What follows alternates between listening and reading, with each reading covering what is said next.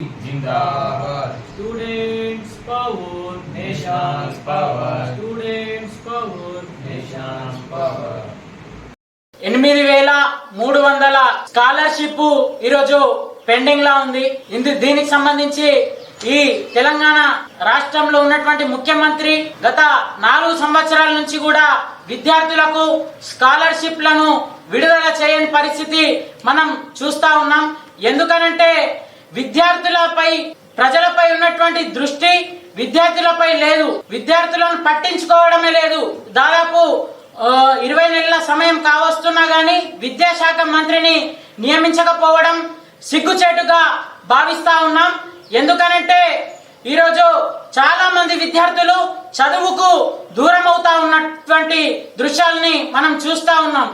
వెంటనే scholarship fee reimbursement ను విడుదల చేయాలని ఏబీవీపీ ఆదిలాబాద్ శాఖ డిమాండ్ చేస్తా ఉంది. లేని పక్షాన అడుగడుగున మీ ఎమ్మెల్యేని కావచ్చు, మంత్రులను కావచ్చు, సీఎంలను కావచ్చు అడుగడుగున అడ్డుకుంటామని, లేని పక్షాన అసెంబ్లీ గేట్లను బద్దలు కొడతామని ఈరోజు తెలియజేస్తా ఉన్నాం.